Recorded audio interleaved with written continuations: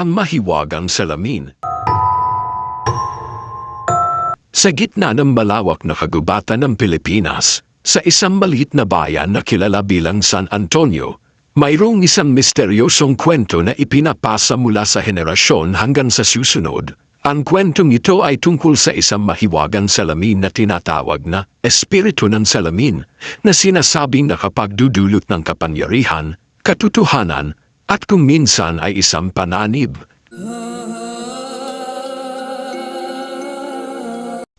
Noong unang panahon, bago pa man dumating ang mga dayuhan, may isang batang babae na nagnanalang Elena. Siya ay anak ng isang manggagamot na kilala sa kanilang barangay dahil sa kanyang kakayahan makipag-usap sa kalikasan at sa mga kaluluwa. Ngunit si Elena ay iba. Mayroon siyang espesyal na koneksyon sa mga espiritu, lalo na sa mga kaluluwang nawawala sa pagitan ng mundo ng buhay at kamatayan. Isang araw, habang siya ay naglalakad sa gubat, natuklasan niya ang isang maliit na kuweba na napapaligiran ng mga lumang puno at bulaklak na hindi karaniwan. Sa loob ng kuweba, may isang maliit na altar na gawa sa bato, at sa tuktok nito, may isang salamin na tila gawa sa kristal. Ito ay hindi ordinaryong salamin. Kapag tinitigan mo ito, parang mayroon itong sariling liwanag, at maaaring makita mo ang iyong sarili, pero may isang misteryosong kulay na parang gulap sa likod. Narinig ni Elena ang isang malambot na boses na nagsabi, "Ako ang espiritu ng salamin. Nakikita ko ang iyong puso at alam kong handa ka para sa responsibilidad. Ang salamin na ito ay magbibigay sa iyo ng kapangyarihan na makita ang mga lihim ng mundo nito, ngunit dapat mong gamitin ito ng may pag-iingat."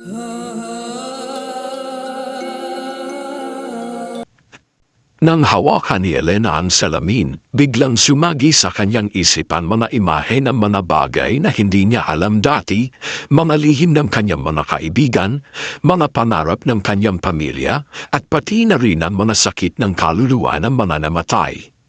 Naramdaman niya ang lahat ng emosyon nila, tulad ng galit, lungkot, at pag-asa. Alam niya ang salamin ay hindi basta-basta na bagay. Ito ay isang sandata at isang simbolo ng katotohanan. Sa mga susunod na taon, naging kilala si Elena sa kanyang kakayahang magbigay ng payo sa mga tao. Kapag hinawakan niya ang salamin, nakikita niya ang mga lihim ng kanilang puso at alam niya kung ano ang dapat gawin upang matulungan sila. Maraming tao ang dumating sa kanya para sa payo, at marami sa kanila ang nabuhay muli dahil sa kanyang gabay. Ngunit hindi lahat ng bagay ay maganda. Sa tuwing ginagamit ni Elena ang salamin, nararamdaman niya ang bigat ng responsibilidad. May mga oras na nakikita niya ang mga lihim na labis na masakit o mapananib. May isang araw na dumating ang isang binatilyo na nagnanalang Diego. Siya ay isang mahusay na mandirigma, ngunit ang kanyang mga mata ay puno ng takot. "May problema ko. Nakikita ko ang mga kaluluwa sa gabi, at sila ay humihingi ng tulong. Hindi ko alam kung ano ang dapat kong gawin." Nang tingnan ni Elena ang salamin habang si Diego ay nasa harap niya, nakita niya ang totoo. Si Diego ay may isang lihim na kasalanan. Siya ang dahilan ng kamatayan ng kanyang kapatid, na itinuring niya aksidente, subalit talagang isang pagkakamaling nagdulot ng galit na puno si Diego ng pagsisisi, at ang kanyang kapatid ay hindi pa handa umalis sa mundong ito.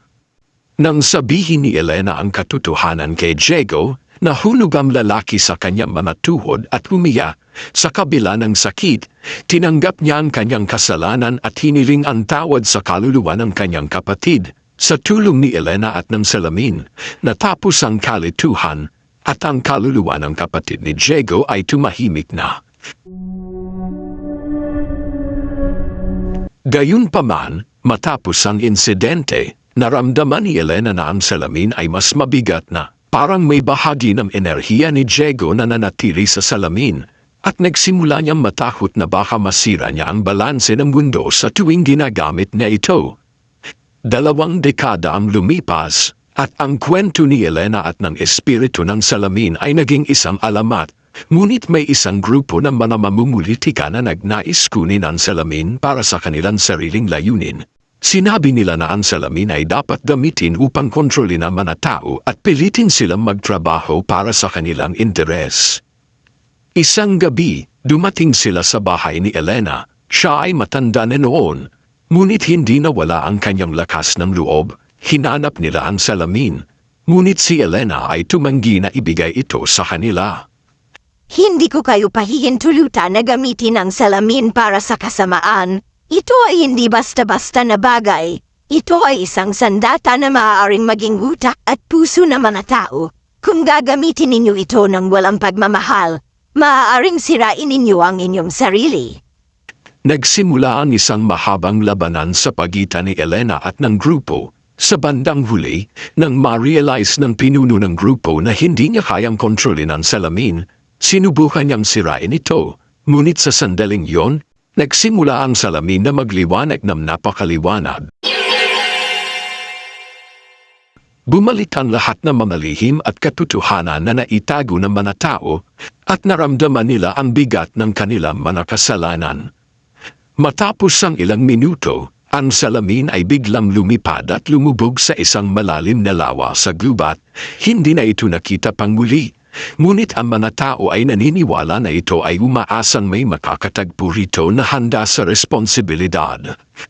Hanggang ngayon, ang salamin ay nananatiling isang misteryo. May mga kwento na may mga tao na nakakita ng isang maliliwanag na babaeng naghahawak ng salamin sa tabi ng lawa at sinasabing siya ay si Elena na nananatili upang protektahan ang sandata ng katotohanan.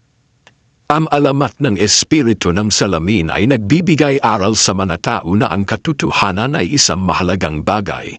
Ngunit dapat itong gamitin ng may pag-iingat sapagkat ang katotohanan, kung hindi naiintindihan o napagtatayaan ng mabuti, ay maaaring magdulot ng sakit o kahibangan.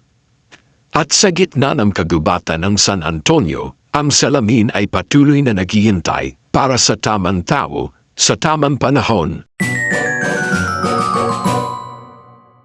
Maraming salamat sa muling pakikinig ng maikling kwento.